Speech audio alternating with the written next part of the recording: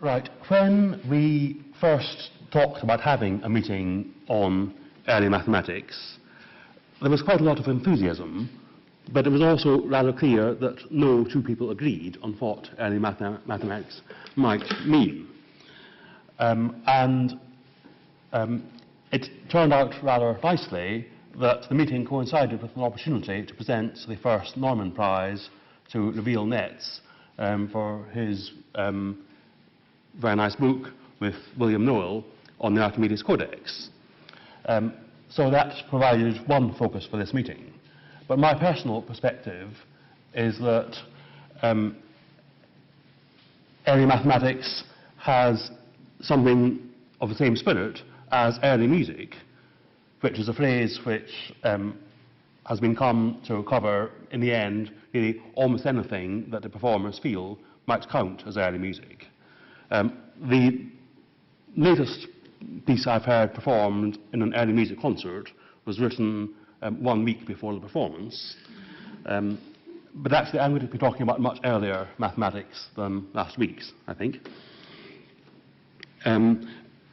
Approaching the history of mathematics is difficult because the evidence is often incomplete, because we're looking often at work from cultures different from ours, even when we might think these cultures are not that far removed from us in space or time.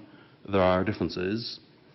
And ultimately, because we cannot approach the subject in ignorance of developments that have occurred since the period in question, in the same way as you cannot listen to the music of, say, the 17th century today without an awareness of more modern music, and therefore everything sounds very different.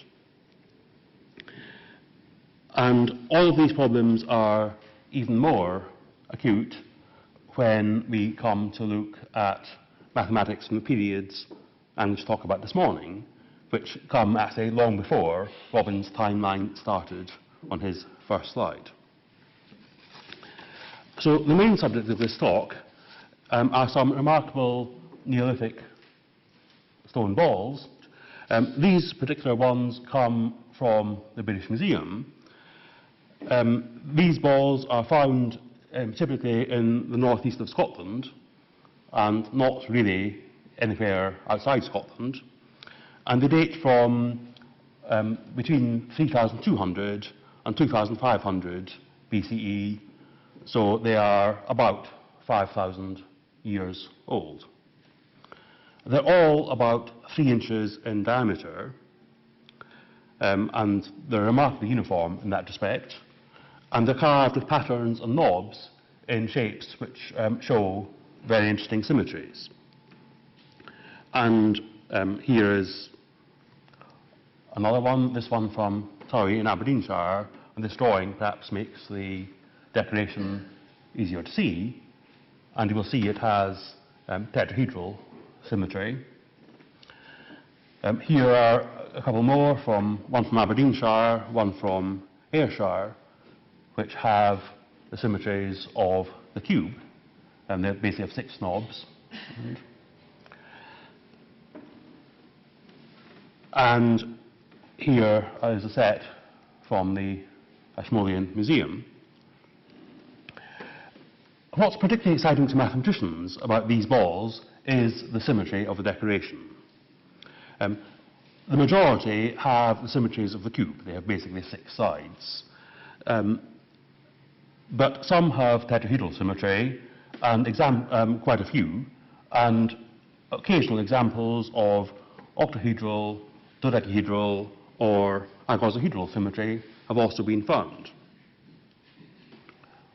So we have what essentially covered the 5 Platonic solids. Just a reminder that there are exactly 5 regular convex polyhedra. The tetrahedron with 4 faces, cube with 6, octahedron with 8, dodecahedron with 12, and icosahedron with 20 faces. There's lots of stories about their discovery. Sometimes they're attributed to Pythagoras. more possibly, they're attributed to Epictetus from the time of Plato, who supposedly not only identified them all, but also showed that no others can exist. And they are described in Plato's Timaeus, so they are often called the Platonic Solids. And Plato, in fact, identifies them with the four elements of the Greeks: earth, air, fire, water, and with, in some other sense, the whole of space. So they were certainly known and catalogued by Plato. So here is a rather famous photograph of Neolithic balls matching each of the 5 Platonic solids. And you can see that they've been identified with tape, in some cases clarifying the symmetry. So we have the cube, tetrahedron, dodecahedron, icosahedron, and octahedron. And all of these seem to be there in these mysterious objects. So, what can one say about these things? I mean, you might conclude that the ancient people who made these objects were aware of the 5 regular Platonic solids. We found symmetries of all 5, so that seems reasonable. So, the designer of these things, who I'm calling MacPlato for the sake of having a name, obviously knew about the 5 Platonic solids 2,000 years before Plato. Furthermore, no regular convex balls in any other Platonic solid have ever been found, so presumably MacPlato knew that there weren't any others that could be made. So he or she had classified them very successfully. What else can we say? Well, obviously there was a lot of interest in symmetry. The modern mathematician studies symmetry through the theory of groups. So you might ask, how far did MacPlato get with abstract algebra? They were keen on classification, because they've classified the Platonic solids. Sadly, there's no evidence that they actually got as far as classifying the sporadic finite simple groups, which didn't happen until the last century. And what I hope this is showing is that I'm taking this to slightly ridiculous lengths, because it seems extremely unlikely that Neolithic man would have thought of these objects in terms of group theory, and we have no idea how they thought of the symmetry of these objects. We don't have any idea how they could have thought about the Platonic solids, if they knew about them. Presenting these examples is possibly slightly misleading, because not all the balls have regular convex polyhedral shapes. Some have 5, 7, or 9 knobs, which are not Platonic solids. Some have many more. The biggest one, I think, has 160 knobs. And I should have said over 400 of these things are known, and the biggest category certainly is ones with the symmetries of the cube, but there are lots of other kinds as well. What was their inspiration? Again, John has brought along a nice little clay model, which I won't pass around, but it's on the slide. One suggestion from John Robinson, the sculptor, is that if we're working in clay, it makes natural sense to stick things together, so that the knobs could have been thought of as additions working in clay, and that could have carried over to the sculpture. But really, we have no idea how, why they would have been made. What were they for? Were they mathematical models for Neolithic classrooms teaching Platonic geometry? Probably not, but there have been sillier suggestions made, I think. These objects aren't found in graves, which rather suggests they were not prized personal possessions, despite their intricacy and the effort that's gone into making them. Were they weapons, when you could tie a leather thong round the knobs and turn it into a bolas? Were they used as weights or measures? When they are quite uniform in size, but not in weight. Well, they're used in ball games. It's not entirely a ridiculous idea. There are quite early games, though not necessarily 5,000 years old, involving throwing objects from A to B and so on. Could they have been used as rollers to transport megaliths in building standing stones? Some of them have been found near megalith sites, so it's possible they could have acted as ball bearings. Were they sink stones for fishing nets? Again, one can see that they might have worked in that way. Were they perhaps passed around at meetings, indicating the person who had the right to speak, so that you could only speak when you had the stone? That's quite a useful function. I wish people had these at the meetings I attend. Were they oracles or dice? And there are, obviously, regular shapes function as dice, and there are polyhedral dice from other cultures.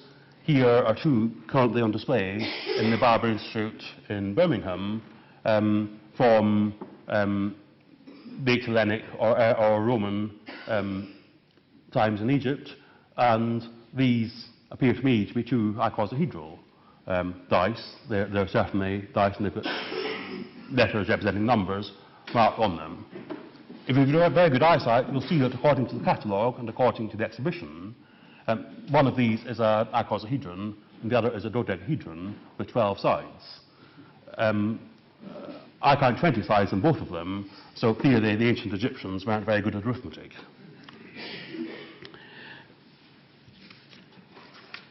So, what would I thought? I have a personal note to add here. Some years ago, on the History of Mathematics mailing list, Historia Mathematica, which sadly no longer exists, these objects were mentioned, and I knew that the Royal Museum of Scotland sold a postcard showing one of these objects. This is it. I think it's the same one we saw earlier. And I offered to get copies of this postcard for any list member who was interested. So I went to the National Museum of Scotland, the postcard shop, to buy some copies of this postcard, and found next to it another postcard, which is this one, which shows 19th century carpet bowls. And there's a remarkable similarity with the patterns. This one here has the symmetries of the cube in the pattern, and I think there's another one, this one, that's the same pattern. So, you know, these objects from very different time have this very similar, it seems to me, designs. So my suggestion is that these objects we've been looking at were Neolithic carpet poles. I'm not aware that anybody previously has discussed whether Neolithic man had carpets, so there's whole new areas of research being opened up here, I think. And these objects continue to inspire. Here is a sculpture by Peter Randall Page. I put this one in because I found the postcard next to the other two last night. But Peter Randall Page does work which is inspired often by these kind of objects. And if you go to Edinburgh now, I discovered these while on a visit to the Usher Hall. At the Edinburgh International Conference Centre, opposite the Usher Hall, there's an installation called First Conundrum by Remco de Foo, which involves modern sculptures based on these objects, both in the sculpture itself and spilling out into the surrounding square. And members of the public are invited to interact with them, as they aren't very comfortable to sit on, however. Echoes of these mysterious objects are found in contemporary art as well. And I want to mention another interesting and rather older mathematical connection. Going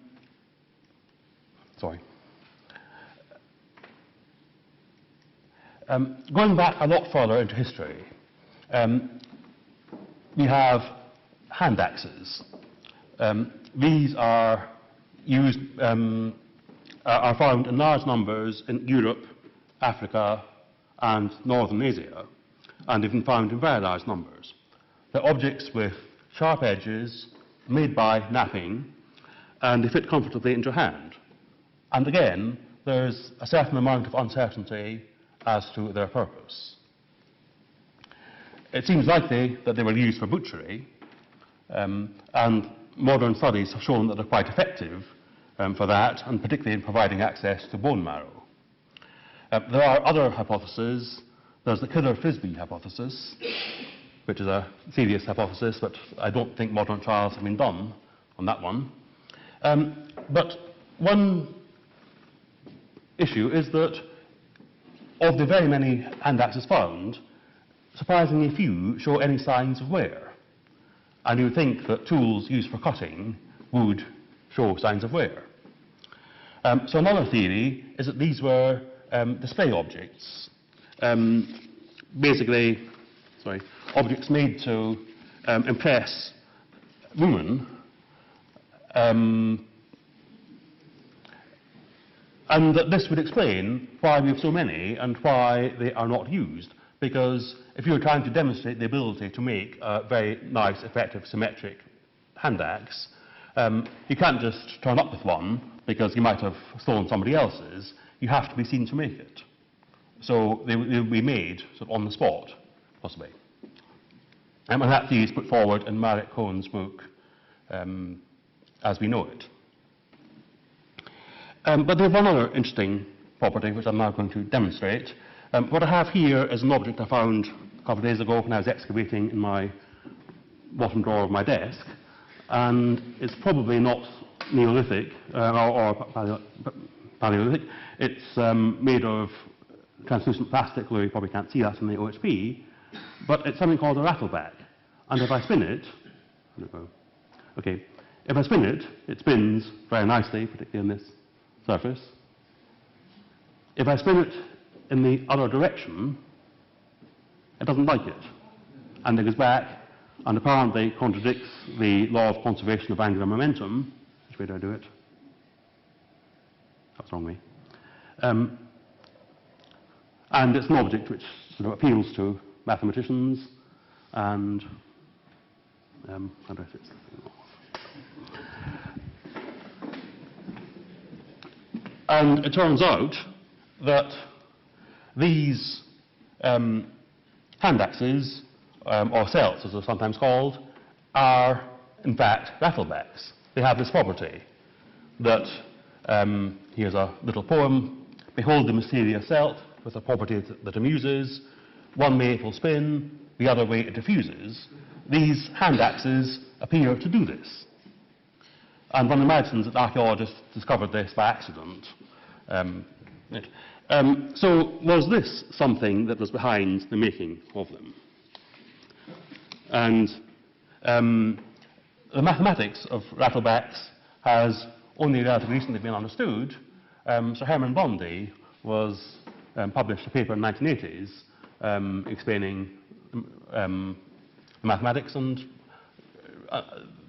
they're still, I mean, the mathematics is quite difficult, and I certainly don't understand it, but it doesn't appear now to be understood, but that is very recent. So was this property of interest to Stone Age hand-axe makers? Were they aware of it? Were these things puzzles and toys in the same way that we have mathematical puzzles today? In fact, being a rattleback is not such an unusual property. Here's a little video from Hugh Hunt showing that a modern telephone receiver actually works as a hand-axe. So, and that probably wasn't why it was designed that way. So it may be a bit unrealistic to make too much of this property, but nevertheless it's provocative.